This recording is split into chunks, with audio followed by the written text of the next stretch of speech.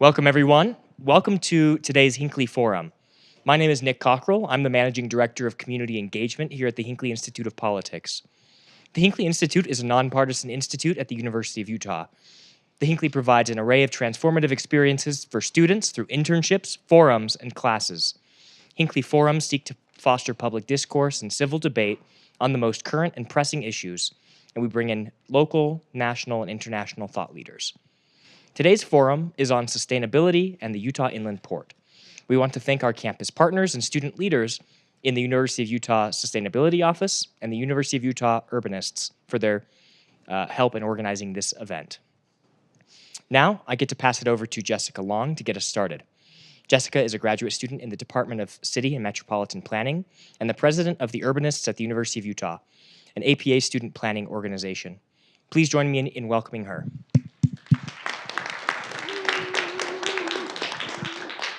Thank you, Nick. Thank you, everyone, for joining us here in person and everyone who is on the interwebs live streaming it right now. As Nick said, I'm Jessica Long. Thank you so much to the Hinckley Institute of Politics and the Office of Sustainability for allowing us to co-sponsor this event. It's a very important topic. And a huge thank you to our panelists and our moderator for taking the time out of their busy days to come and talk about this with us today. Our panelists include, right next to Ben, Debbie Lyons. Debbie is the Director of Sustainability for Salt Lake City. She is an alumni of BYU and received her master's in sustainability from Harvard University. And now she oversees Salt Lake City sustainability issues. We have Dr. Carrie Kelly, who is a professor of chemical engineering here at the U, and also the chief science officer at TELUS Network Sensor Solutions, where they focus on cost-effective air quality sensing. She has her PhD in environmental engineering and also her BS in chemical engineering. Next to Dr. Kelly, we have Mike Christensen, who is an alumni of the Masters of City and Metropolitan Planning program here at the U, a West Side resident, Salt Lake City Planning Commissioner, and Executive Director of Utah Rail Passengers Association.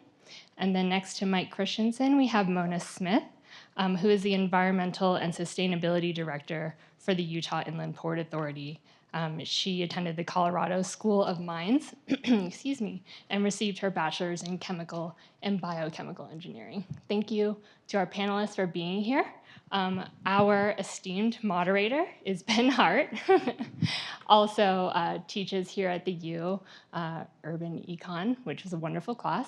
I'm going to hand it over to Ben. He's the Executive Director of the Utah Inland Port Authority, and he's going to give a little background on what that is, just to kind of cage the discussion. So please join me in welcoming our panelists and our moderator today. Thank you. Thank you, Jessica. And thank you all for being with us today. We hope that this is a really educational 30, 40 minutes, whatever it ends up being, we're happy. I'm happy to stay as long as you guys have questions and help with anything that you want to know. Our hope today, and I think my hope as the moderator, is that you get hear a lot of different perspectives, not just about the Utah Inland Port Authority, but also about sustainability, environmental dynamics, not just related to our organization, but also related to air quality in general, also related to the protection of the Great Salt Lake, some of our very sensitive ecosystems and lands that we hold so dear here in the state of Utah. So if you do not know a ton about the Utah Inland Port Authority, congratulations. You are probably in good company with most people here in the state of Utah. I think most people are aware of us because we are in the news and the media every once in a while, sometimes in not the most flattering and glamorous ways. But we hope today that we can kind of go beyond the headlines a little bit and dig into some of these issues that really matter, not just for our organization and logistics and economics, but also for our state as a whole, not just for you as the future workforce, but for your kids and your grandkids. How do we actually leave a better Utah for future generations? Well, it takes a lot of good people thinking together. And so that's why I appreciate all the perspectives that are going to be represented on this panel here today. I'm going to take 3 minutes just so you have kind of a cursory understanding of what the Inland Port Authority actually is. First and foremost, we were created in 2018 born out of significant controversy, so much so that we were involved in a lawsuit for about the first 4 years of our existence or so, challenging the constitutionality. We're also currently involved in another lawsuit challenging the constitutionality of the port. So we are not the most loved organization, but our charter has always been two things. One, how do we strengthen regional economies? And two, how do we provide a better logistics system for the state of Utah? So when I say logistics in transportation, it's as simple as us getting in our cars and getting on a freeway every day, right? We also get packages delivered from Amazon. We really, in Utah, we're very dependent on our roads. In fact, we are more dependent on our roads really than any other state in the country. This is how we get around. So we have the highest percentage of commercial trucks on our road. And think about this for just 1 second. Our air cargo, so air cargo, whatever it may be, your new iPhone, a pair of shoes, whatever it may be, most of that actually comes into the state of Utah on a truck. 92% of our air cargo comes in and out of the state of Utah on a truck. That means we are heavily, heavily road dependent. Well, that's bad for our economy, and it's not good for our environment either, as we'll talk about that. So how do we level up Utah's transportation system? How do we do more via air? How do we do more non-roadway? And I think those are solutions we all need answers to. But as we're looking to develop out the state, this is the other part of our charter. How do we create high-paying jobs? And that's kind of also at the heart of what we do. How do we bring in companies to make sure that you as students have an opportunity to find good employment after you graduate? Now, we're doing that in some very sensitive areas. When we talk about where our project areas are, our initial project area was around the Great Salt Lake on the southeast side, surrounding the Salt Lake City International Airport. We are right up against the shores of the Great Salt Lake, not just there, also in Tooele. We are also in very sensitive land areas in Weber County and also in Box Elder County. So when we're talking about sustainability, how do we ensure that we're developing the state in a way that is best, not just for the economy, but also for the environment?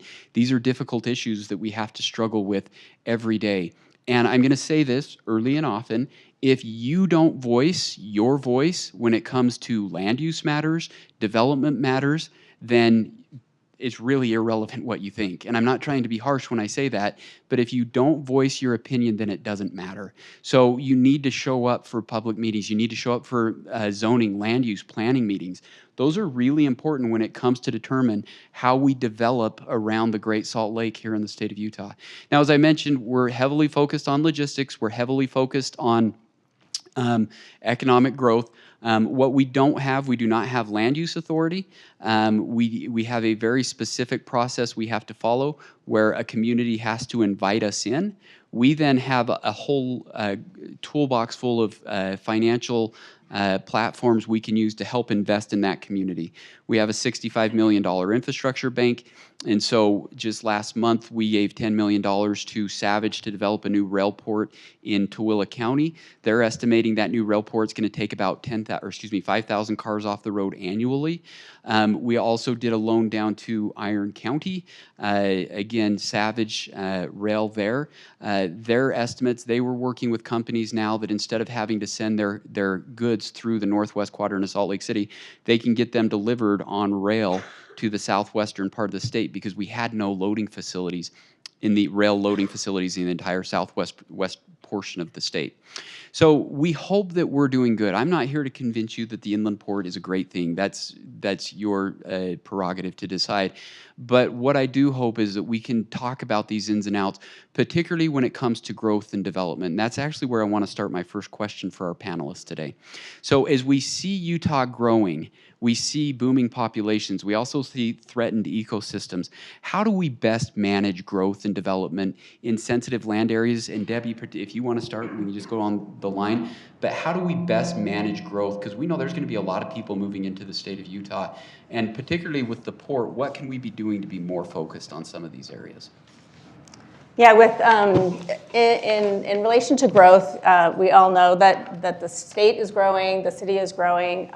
This area where the port is located, well, just to back up a little history, In the beginning, Salt Lake City did not seek out the port.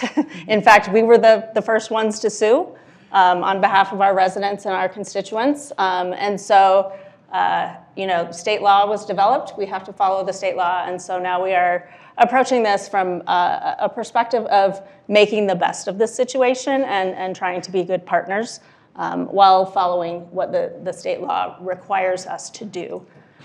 We know that we enjoy a lot of our goods, and we know all of us like to, get things in, and we all rely on this economy. So it is a tricky balance to look at the environment, the impact on our public health, on our people, and also, serving the needs of our people. So.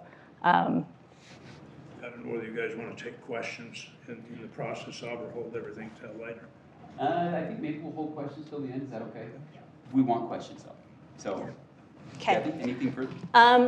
I just want to say that we continue to come to the table and meet regularly with the port staff and work with them. One of the most significant things that we're doing right now is we've just commissioned a study to look at some baseline information on public health, air quality, environmental things, traffic, and look at the impact of the port, the potential impact of the port, and then plan accordingly to mitigate those potential impacts. So that's one example of how we're trying to work together to best understand the impacts in the situation and also plan for a model sustainable port. Well said. Dr. Kelly? I'll let you, I have more to say later, so I'll let them go. Well, as a city planner and a transportation planner, I know that we do a lot of work trying to predict what the future is going to look like. And ever since I was in grad school, kind of felt like that was the wrong way to approach it. And I feel like we should create the future that we want.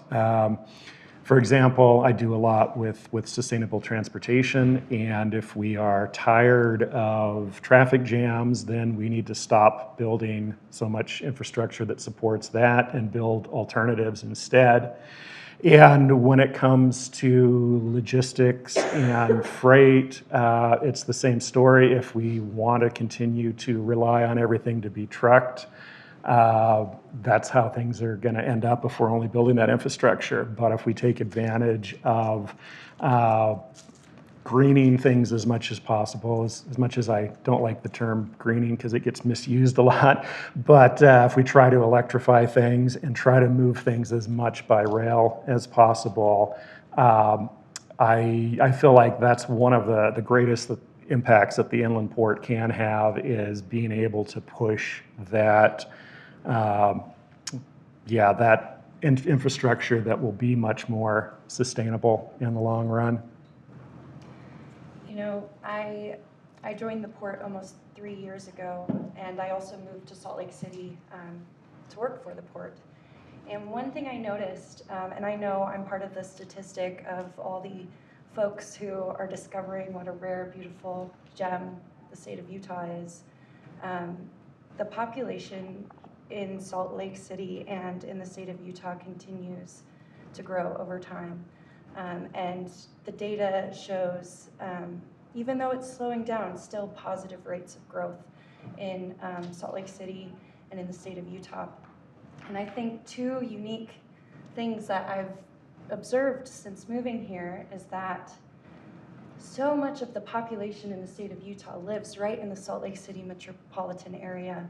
I think that contributes to the impacted air quality here. It also contributes to impacts to the Great Salt Lake, our very close neighboring ecosystem that is critical, not just for the rain and the snow here, but for so much wildlife and migratory birds. And I think the other thing I've noticed here is Salt Lake City has often been called the crossroads of the West, and I think that is a very appropriate label because when we talk about goods moving across the country, when we talk about getting subscriptions straight to our door, I think COVID has irrevocably affected how we buy goods. And I think it's affected consumerism in the United States in a way that will never go back to how it was prior to COVID. And, you know, coincidentally, the inland port was created right before the supply chain took a huge hit, I think because of COVID. And so with that, I think we have a very unique opportunity with so many goods funneling through Salt Lake. I don't know if you've noticed, but I don't think I can drive anywhere without seeing at least a handful of semis, if not a couple of handfuls of semis on the roads. Traffic competes not just with commuters, but also with logistics, which I think that presents an opportunity for us to get creative about ways to reduce that traffic and to ship goods more efficiently and effectively across the state of Utah.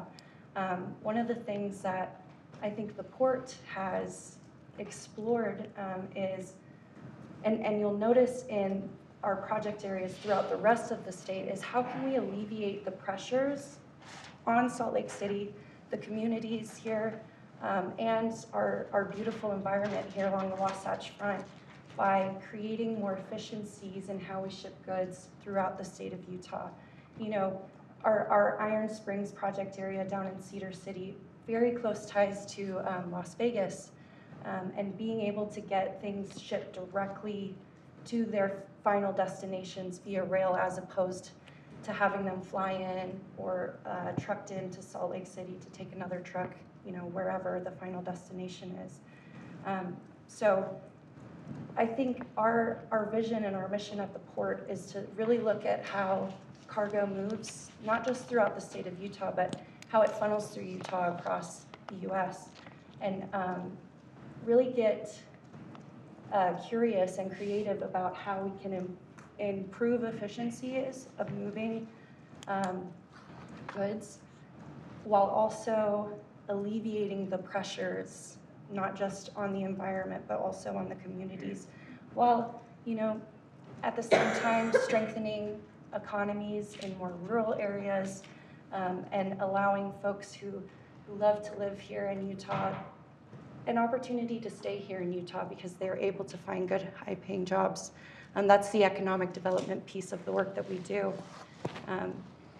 So, yeah. Great response. No. Thank you. Thank you, Mona. Thank you, Mike. Thank you, Debbie. All right, Dr. Kelly, let's talk about our air quality. Sure thing. Everyone knows this is a problem here in the state of Utah. Tell us about some of our challenges and ultimately what we can do to help. Yeah, sure thing. So first I'll start by saying we don't really emit any more than any other city or metropolitan area of our size. But we do have, you know, we have our beautiful mountains, but that also poses some challenge. So we live in a constrained airshed. Our air quality problems are a mixture of our weather patterns, our mountainous topography, and our emissions. The only thing we can really control are our emissions. So we struggle in the winter, as you've seen this winter, with our wintertime inversions when we, through a series of reactions, everything we are emitting into the valley gets stuck in the valley and it kind of cooks. And so we have elevated levels of particulate matter. We saw yesterday wind-blown dust, and as we look at how climate is changing in our region, we're getting increasingly arid. We've had some long-term droughts. We're looking at potentially increasingly severe dust events. And then in the summer, we're getting a little bit warmer, so our ozone levels happen to be higher. So we are faced with, you know, three big challenges in terms of air quality. And so we have, I guess I also wanted to say a little bit about the geographic distribution of some of our pollution levels. And many of you already know that typically, depending upon the pollutant, air quality is a little bit better up here on the benches than if you look at the area where the inland port is. It's lower elevation, tends to have higher density of emission sources, including vehicle traffic. So you get higher levels of particulate matter. You can have higher levels of ozone, sort of depends on the situation. And you also have higher levels of wind-blown dust. So you've got a constrained airshed and you've got an overburdened area. So it's definitely a big challenge for us. I think the good news is you've got some good baseline monitoring. There's some grants coming up that are going to help a little bit with the emissions, but I think we've got some big challenges coming up. Big challenges. I mean, those challenges with air impact all of us. I developed asthma, a minute, more acute case of asthma later in life. And I'm convinced, I don't know whether it's true or not, but I don't think the air quality helped for sure living here in the state of Utah. So Debbie, we talk about this, and one of the things, I was on the Inland Port Board previously, we heard from a lot of people on the west side of Salt Lake who said, look, we're already disadvantaged. We already have so many trucks coming in and out of our communities. And to Dr. Kelly's point, I think if you look at the airshed, there's a disproportionate disadvantage there in the northwest quadrant. I mean, you have a lot of pollution that for one reason or another will end up there. There's absolutely health implications that come from that. So this is something obviously we're very concerned about, and we'll talk more about some of those solutions we hope are on the horizon. But talk a little bit, Debbie, from Salt Lake City standpoint, when it comes to sustainability, some of the things you're involved with, what are some of the things that are happening that can kind of help with some of these things? So the things that can help, well, the city, we were just talking in the foyer earlier, there's a lot of questions about what can the city do in terms of policy direction or regulating and prohibiting certain types of polluting industries. And our authority as a city is given to us by the state. So whatever authority we have, it is granted by the state. And so we do have some land use decision-making authority, and I think that's where the biggest policy lever that we have is our ability to zone and plan our community. So along those lines, we do have an inland port overlay zone where the inland port is located, and we can put some extra requirements on newly developed new economic development activity there, where new industries may have to, they have to go through a conditional use permitting process, which goes through some extra steps with the Planning Commission and public input, and this is where your voices matter. There's a lot of extra steps required to engage public, to allow public to weigh in. And then also do some additional analysis and impact studies on what exactly the impact of that business or that activity would be on our airshed. So those are some good policy levers. In terms of other things, though, we really, as a city, look to give tools to people. So, provide education, provide outreach, and be out in the community and talking with people. But also, things like our Air Quality Incentive Tools program, where we're giving out vouchers for electric yard care equipment and e-bikes, and trying to put tools in people's hands and making it accessible to impact the air directly around you. We're also looking at indoor air quality devices to give to people that would improve indoor air quality, and working with researchers like Dr. Kelly on what is going to have the biggest impact and have make public health maximize the impact of those tools. Absolutely, and you bring up such a good point. I think we're starting to get in now. Dr. Kelly's highlighted what the real issues are, and they're very real. We start now to get into this idea of policy. How does the government, and what is the appropriate role of government when it comes to actually keeping polluters in line, having some of these regulatory features? In Utah, we're a state that is known for being very hands-off when it comes to the economy. Does that help us? I think we would say, look, if people were out just doing what they want, profit-maximizing firms are going to profit maximize. That's what they do. If we don't have that healthy balance, if we don't have the government intervention, so often it doesn't happen. And Mike, you sit on the Planning Commission there in Salt Lake City. You get a chance to review conditional use permits, I'm sure, and a lot of things. Tell us a little bit about your perspective on this. How can Utah grow the right ways? Well, kind of an interesting perspective with a little bit of a story that just played out actually in the last few days, where I saw a news story that the legislature is working on a bill that would allocate funding to basically study flying cars. And I knew the reporter who wrote it, and so I emailed her and said that, yeah, I have to say this is really frustrating because the legislature continues to, for lack of a better way to describe it, be distracted by shiny things rather than actually invest in things like rail infrastructure in particular. And I mentioned in the email that I had colleagues from both the Federal Railroad Administration and from Amtrak expressed to me concern over how far Utah is falling behind other states in terms of rail planning. And she replied back and was interested in finding out, like, where do those concerns come from? And I initially responded that, well, I really only have anecdotes from, what I've heard from others. But I then got thinking, well, probably a good quantitative measure of how we're doing as a state is how we're taking advantage of federal funding for rail infrastructure.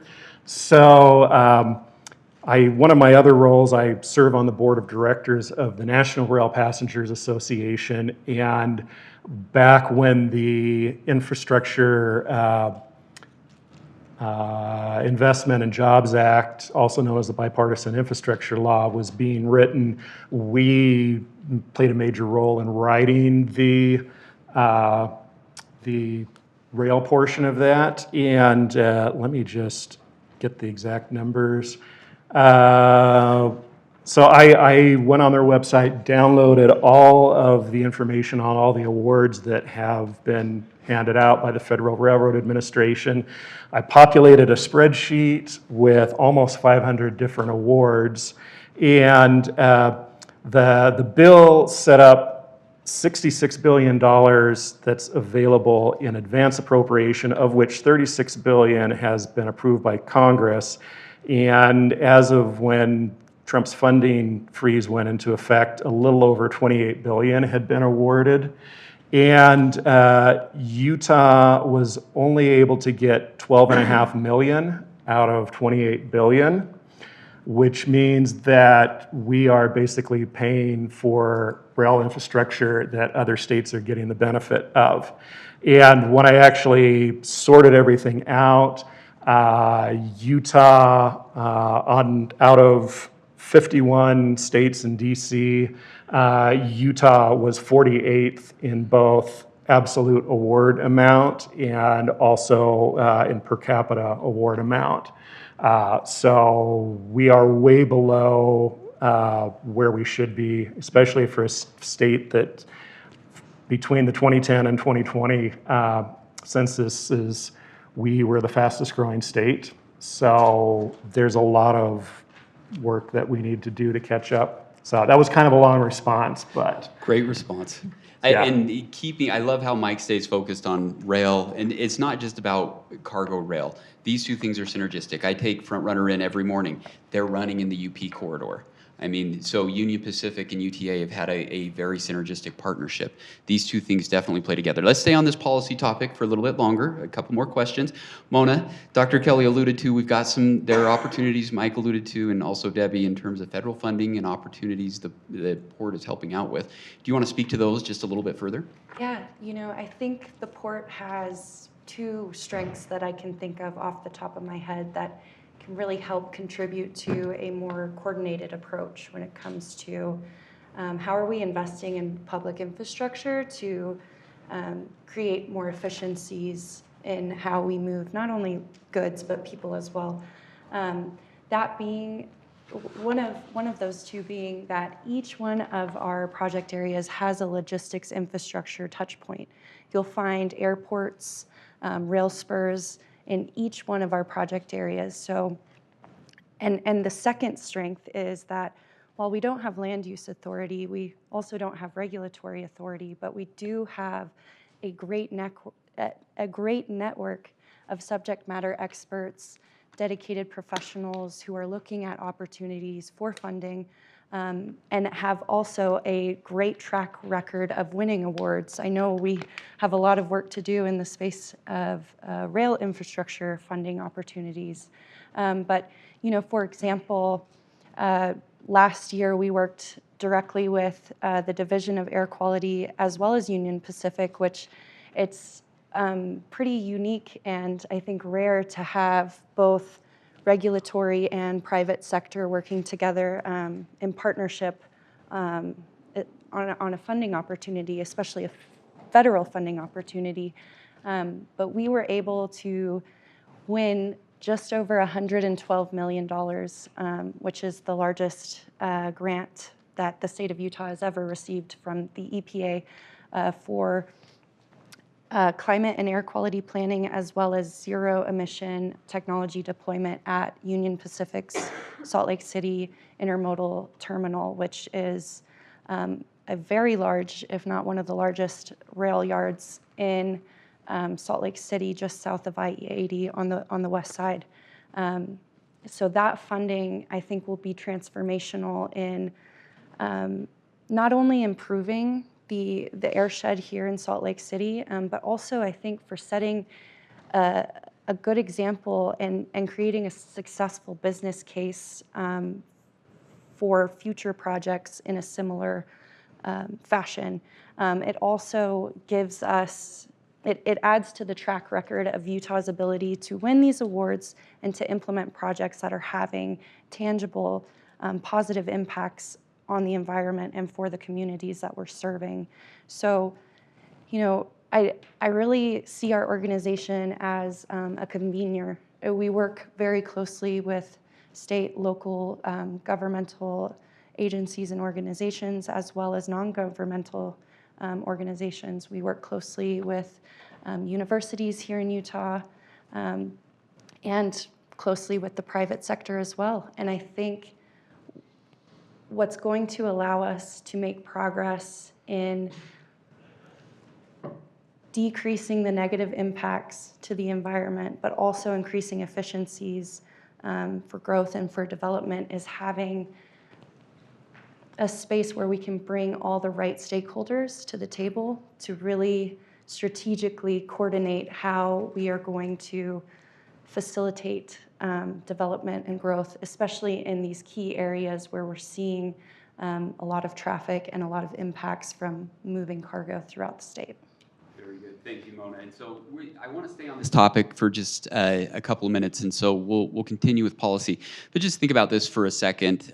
First, our 112 is kind of caught up in this federal grant shuffle, so if anybody knows President Trump and would put in a call, that would be great. I would say I feel optimistic that we are going to get those funds, that they are going to come through. They are important. Those planning dollars, inventory dollars, understanding what the baseline is, as Dr. Kelly alluded to, are absolutely critical. I do want to point out, if our critics were here, if critics of the port were here, one of the things that they've really targeted us for is we are catalyzing development. We're furthering and creating more opportunities for additional development. Those are very real criticisms. I don't want to minimize, and I know we probably don't have critics that are here. We might. You're welcome to level criticisms as you see fit, but it's very, very fair to criticize our organization for how we're developing, particularly around the sensitive land areas of the Great Salt Lake. So we are trying to be much more, and we'll talk about that. It so happens we're in air quality now, and I kind of want to stay there for just a couple more minutes. But I do want to recognize that a big part of what we're talking about is something that has gone on for decades and decades, which is the destruction of those wetlands. If you know Jack Ray, he's the president of the Utah Waterfowl Association. He tells the story very often of decades gone by, where the duck hunters used to go out to the shores of the Great Salt Lake, and you would see them, camping. They would set up fires. You would see them from the shores of what we currently see as the Great Salt Lake all the way down to Murray, because that's where the wetlands were. Everything that we see now as suburban sprawl used to be wetlands in that corridor. So when we talk about lost opportunity, it's not just about what is in front of us. We also have to recognize what has already been lost. Some of that has been rebuilt. I don't know if that's the right phrase, but rebuilt in other places. But we have to recognize the harm and what we're losing. And I think Mona talked about that when she talked about the migratory bird patterns. And it's not just about the wetlands themselves, but it's also about potential wetlands, where the soil is right, where the types of plants are right, and where there could be a presence of water at some point.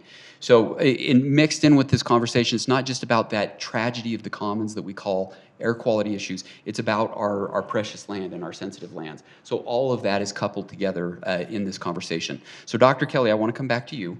Policy initiatives, things that you think we can be doing better or enact for regulatory features. Yeah, so it's great to hear about all the rail and the funding and the baseline studies, and that is great. So so that is a wonderful opportunity to be more efficient and to reduce emissions. And we do know that diesel emissions are a big contributor to poor air quality, sort of disproportionately per mile traveled.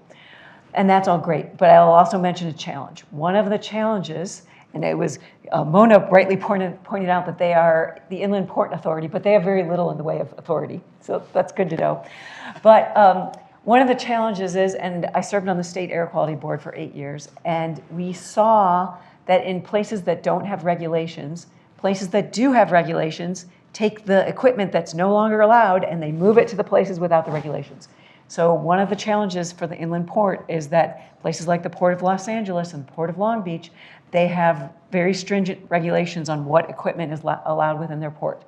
And if we don't think proactively, the equipment that is not allowed there and their requirements are becoming increasingly stringent, that equipment can often end up places like here. And so when you end up with the oldest, the most polluting equipment, that's not a situation you want to be in. And once you get it here, it is really hard to get it out. So I think now is the opportunity to work with the state, and we've done this. We are considered a non-attainment area, so I think the time is right if you're going to propose something like this. Now is the time to act on that. Like I said, it'd be hard once you get it in to get it out. So. And in full disclosure, I absolutely agree with what Dr. Kelly is saying. So we talk with logistics companies, transportation companies, probably on a weekly basis that have already said, I can't use my diesels in California. I've already brought them up to the state of Utah because we don't have the same regulatory framework. So Dr. Kelly is right on, and it is becoming more and more of an issue because it's easier to operate that equipment here where we have our air quality issues. So I absolutely agree. That's something we have to get a hold of. Great points. Debbie, on both the air quality and the sustainability front, you mentioned some of the things that are happening, a more stringent conditional or land use policy permitting qualities or characteristics. What else can we be doing, particularly when it comes to development right around the lake? Are there other things policy-wise, either the state of Utah or cities? It's not just Salt Lake City. Salt Lake City isn't the only city around the Great Salt Lake. What can cities do to help with this as well? And the port. Yeah, I think continuing to be at the table with the port and working with you in this collaborative nature of working with businesses and convening and making sure that the development that is happening is done in the most sustainable way, whether it's required or not. There are a lot of great technologies out there, electrification, just less polluting activities and technologies that we can all work on making sure we implement in the port.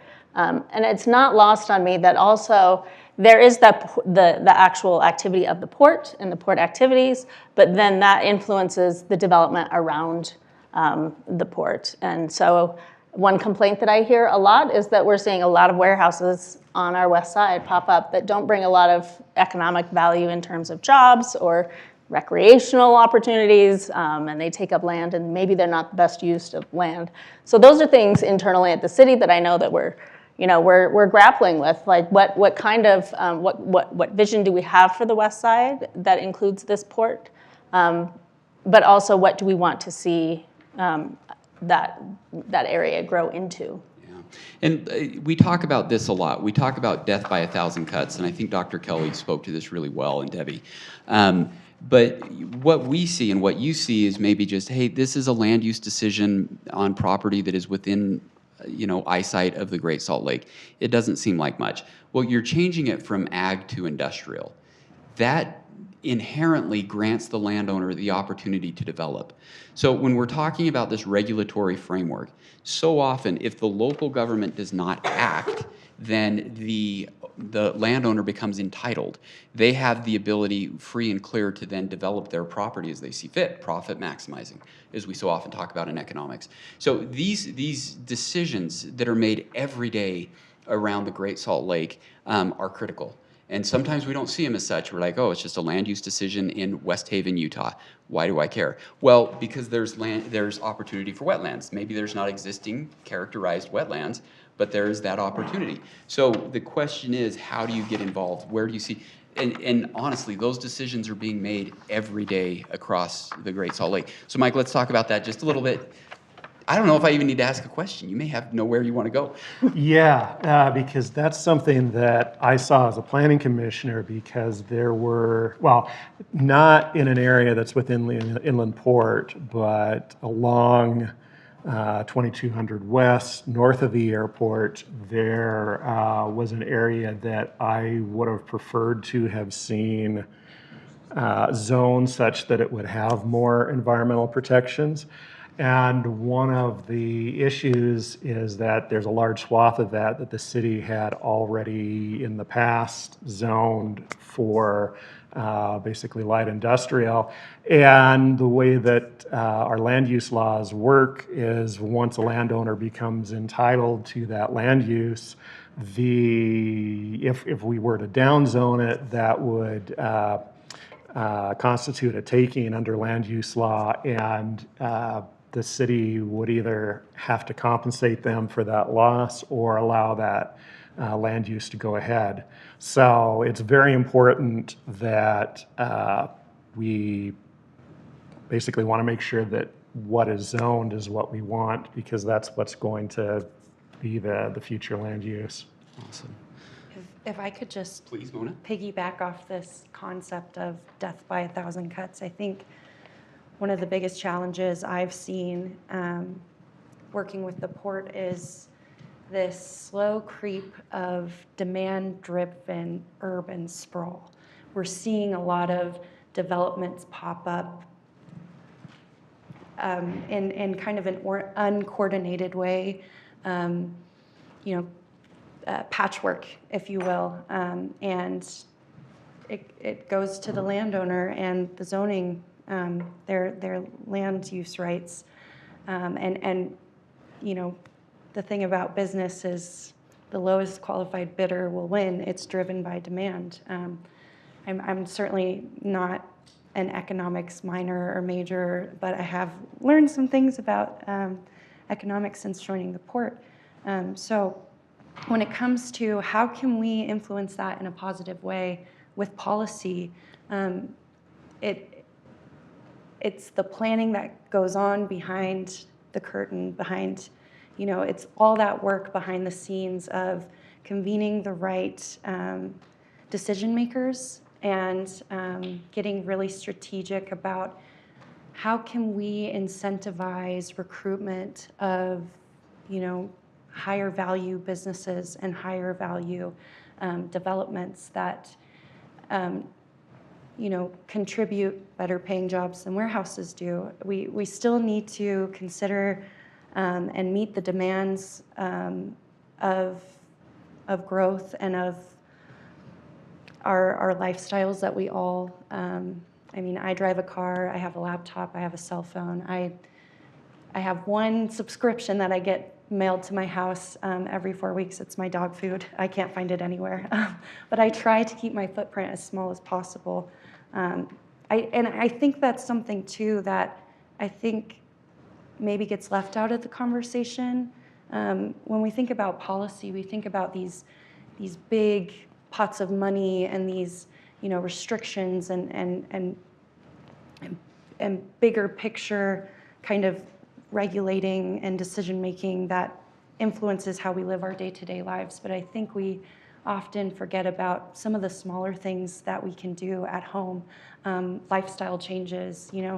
I love the public transit here in Salt Lake City. I moved here from Denver, and I was actually more impressed with public transit here in Utah, in Salt Lake City especially, than in Denver, which is, they really tout themselves on sustainability and having a good environmental footprint. So I think in terms of policy and also in terms of what the port can do to really influence better decision making, it's taking a look at what do we have the power not land use or regulatory power, but how can we incentivize higher value businesses to recruit, and how can we work with decision makers to really coordinate a more strategic approach when it comes to getting a rein on the development that continues to happen because of the growth that's happening here in Utah. I think we all know if 20 years from now we have no water in the Great Salt Lake, all the wetlands are dried, we have no migratory birds,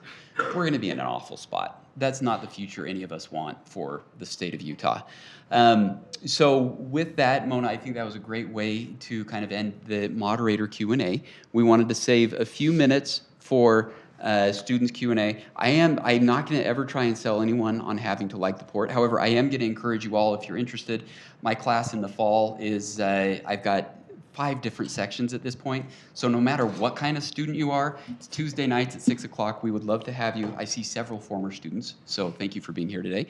But feel free. We have really good conversations on these and other related topics. So please come join us if you want to. So let's go to the audience. And I know we had at least one question, so we're going to start here, if that's okay. Sure. So I'm gonna All try right, to- give me one moment here. Because we are recording, we're going to run mics to everybody. Just please introduce yourself and then get going. Yeah, my name's Dean Weiberg, and used to work for NASA's Jet Propulsion Lab for about 25 years. And long story short, I grew up here, but ended up back here in Utah. And so the question originally I was going to ask, I'm going to skip past that one. That's a softball question.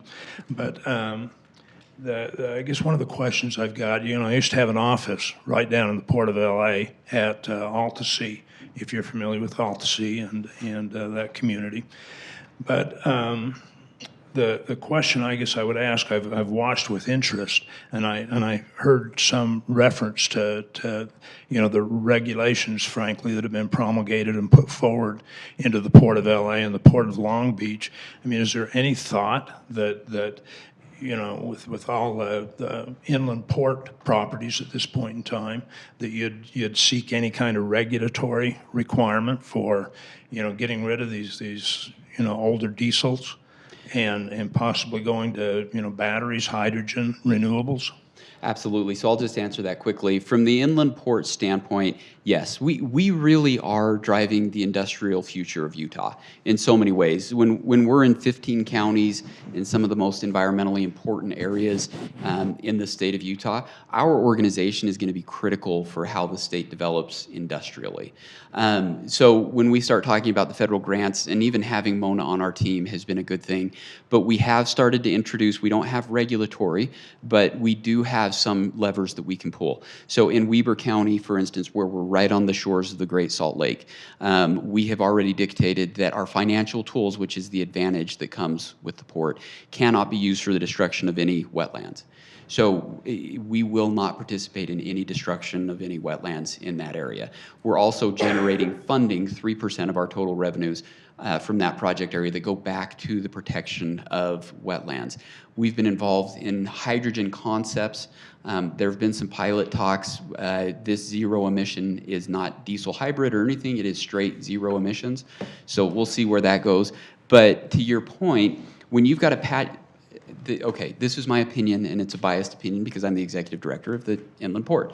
But when you have one entity that you can hold accountable instead of 30 cities that have a patchwork of regulatory framework, you're going to get a much better result. And especially because we're very, very open to listening to critics and those who don't agree with us. So instead of having to work with 30 different communities or the state legislature, you can work with our organization to introduce a better framework, and so much of what Dr. Kelly and I think what you're talking about as well. So yes, that is a big part of our future, and I feel like we're going to have a better opportunity to get there with one united front as opposed to trying to unite communities all across the Wasatch Front. So, And I guess could I just add, so I sat on the Air Quality Board for 8 years, and a very similar thing happened with petroleum production in the Uinta Basin. The state and the petroleum producers got together and they were like, hey, we don't want some of this older equipment here. We're going to make some modifications on what we allow here. We're also going to make We're going to require pilots on flares. So there's some technology that were required. The producers agreed to this, and we got it through. So I think there are opportunities to work with manufacturers and users and come up with a strategy. The nice thing that generally we can't be more stringent than the federal government. However, because you're in a non-attainment here in this valley, you are allowed to go further. So there are things that you can do, and there are some tools at your disposal. And if you work together and you get everybody on board, the legislature won't probably push back at you too much. So I think there are opportunities. It's such a great point. When everyone comes together, the legislature will be willing to put the regulatory framework in place. The great point, Mona. Can I just, I wanted to address, you mentioned our inland port properties. We're working on acquiring our first property, but I think that's a common misconception about the inland port. We are working with landowners who own the properties within our project areas. But one of the ways we can help influence their decision-making process is by using our tax differential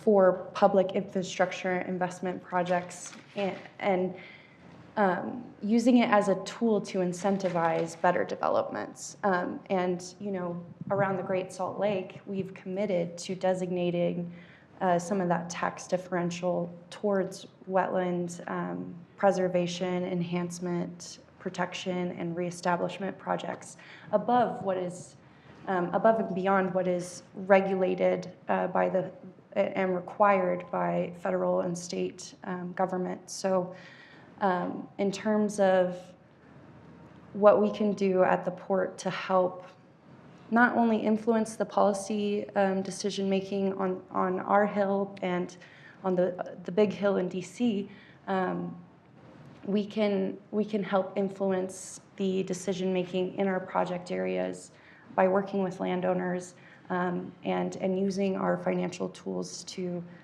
encourage more responsible decision-making. So. Great responses, yes. Here, let me bring the mic to you. You're fine.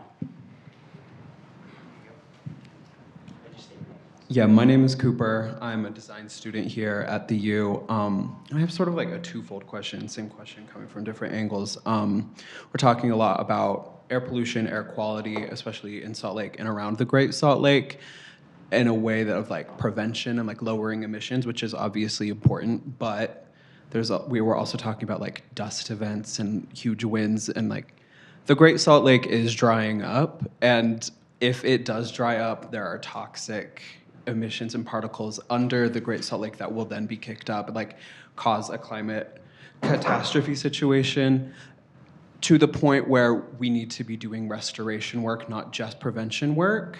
And also to that end, we were talking about like personal lifestyle changes that we can do, which are important. I rode tracks here. I believe in public transportation and all of those things like sustainability.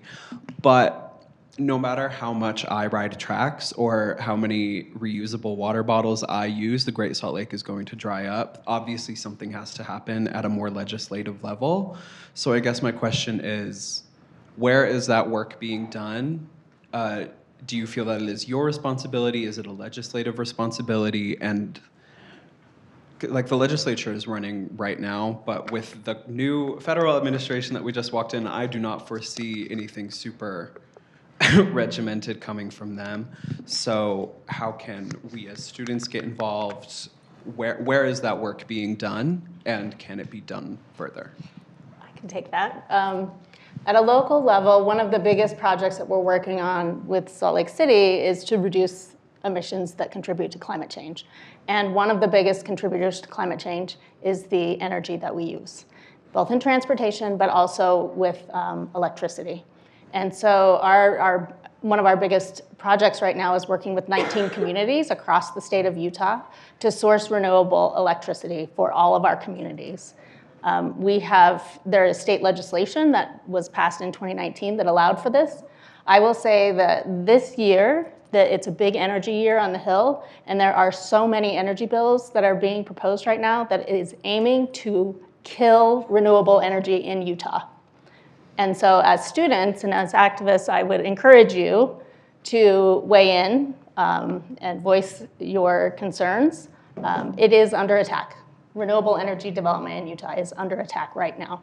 And that's what I'll say about that. Your voice is your power right now during the legislative session, but we are trying as communities, 19 communities across the state of Utah. So not just liberal communities like Salt Lake City, but we have Oakley, Utah, we have Francis, Utah, we have Kearns, and we have Ogden, all with community support going towards renewable energy. So. And I'll just say from the Inland Port standpoint, we have in certain project areas where we know there's sensitive watershed, we've limited ourselves. In fact, in the Northwest Quadrant, we've aligned with Salt Lake City because they have really good policy on water. So where we're not looking to bring in big water users, that's again, not a great use of our resources. To your question, I think everyone up here would probably answer the same way. It's all of our responsibilities. I don't think anyone would, and certainly at the Port, we would not shirk that responsibility. And in terms of the work that's being done, we have recently been in conversations with National Audubon Society, with the Utah Geological Survey, with the Great Salt Lake Enhancement Trust. We work closely, we have a meeting with the Great Salt Lake Commissioner. I think one of the challenges when it comes to how can we not only protect, but go back to restoring the Great Salt Lake, which has had a declining ecosystem for years now. It's bringing all the different groups working almost in these silos on Great Salt Lake initiatives and coordinating a strategic approach of how do we use the resources that are available, the funding available, to bring the highest and best use to the lake. I think there are significant data gaps in, wetland characterization and condition assessment of wetlands around the Great Salt Lake, which are vital to the health of the Great Salt Lake. So we're exploring opportunities to fill those data gaps and get more information, which will ultimately help the decision-making process in how the funds that are dedicated to restoring the Great Salt Lake go to their best and highest use. So that's one of the things that we are actively working on at the Port, even though it's not required of us per statute, because we do care about the lake. And I think Ben said it best. I think it's everyone's responsibility to be proactive. Learn what you can do, do some research on the different groups and organizations that have funding and that have missions dedicated towards the Great Salt Lake. See how you can get involved. And ultimately, I think education is a big piece that still needs a lot of work. So, doing your homework, if you will, and using your voice, your power to help get more funding for the lake. So, and I guess one thing I just did want to mention about the lake and solutions. The solution to the lake is getting more water back in the lake. So sometimes you'll meet these engineers who are like, oh, we have this magic powder we're going to sprinkle on. Owens Lake in California has spent $1 billion on various technologies to try to mitigate dust with very limited success. So water just needs to go back in the lake. Such a great response. Can we get a feel for just how many more questions we've got? I've got more time. I don't know if we're on a hard stop for the... We can go a little bit. I want to be courteous of our panelists' time too. If any of you need to head out right now, I can help make that transition, but we can absolutely take a few questions while we do that. We're fine. I've got time. I don't know if any panelists are on a hard stop. I'm okay. Okay, I think we're okay. In the back, yes. How much land are you Here, talking Jay, one about moment. in- Sorry. How much land is the Port talking about in terms of square miles or even acres? Quickly looking at our areas is an example of around the Salt Lake City Airport. We're about 16,000 acres. In other areas, our Spanish Fork project area is just a couple thousand. In Tooele Valley, we've got one that's even just a few hundred. And then in Juab County, we've got 36,000 acres. And so each project area is different. Juab County. Yeah. So each project, we've got a sizable one in Beaver County where we're working on geothermal energy and helping to support. And so Probably grand total is somewhere near 110 to 120,000 acres, somewhere in that, all spread across the state of Utah. All right, this will be our last question here.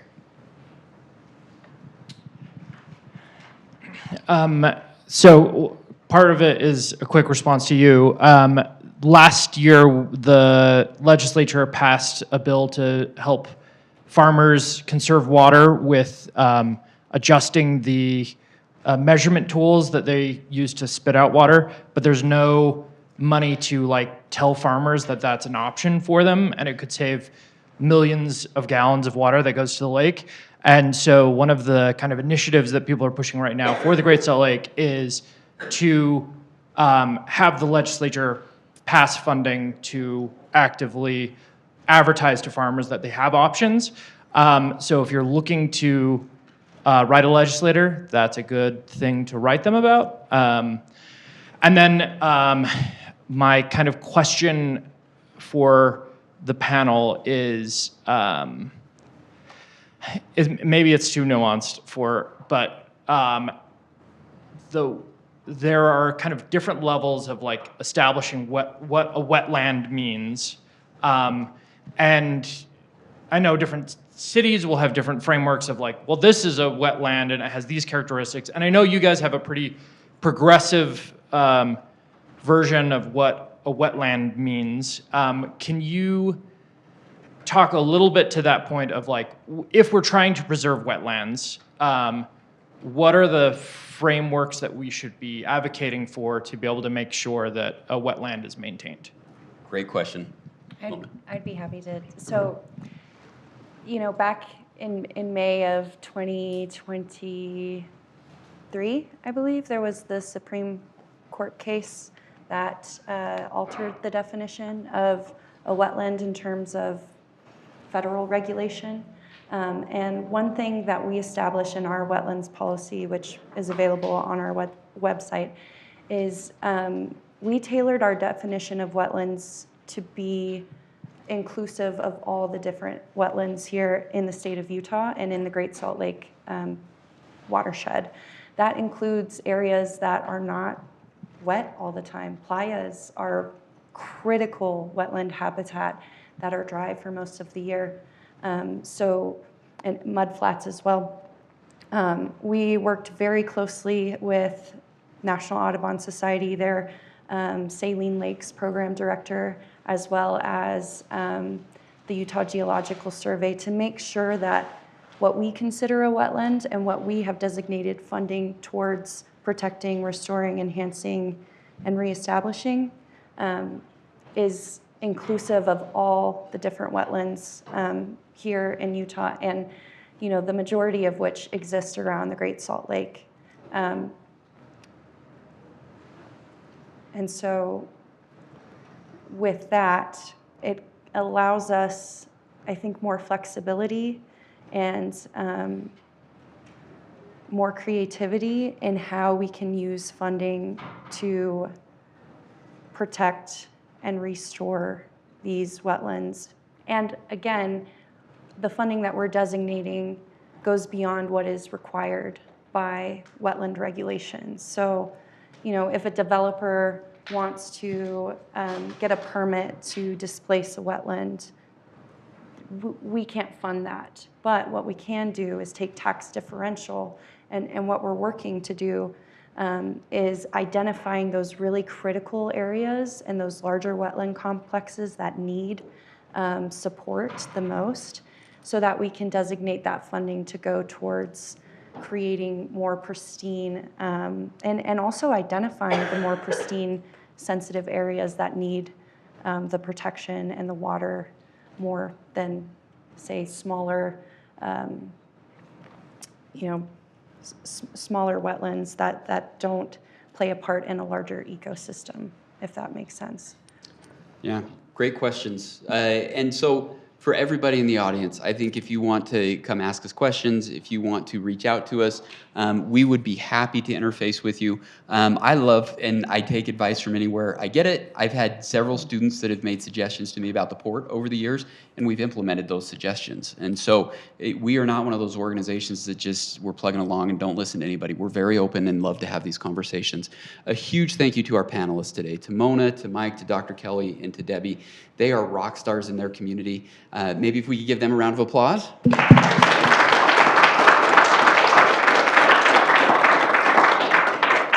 And with that, we will conclude our panel. Thank you, everyone, for being here.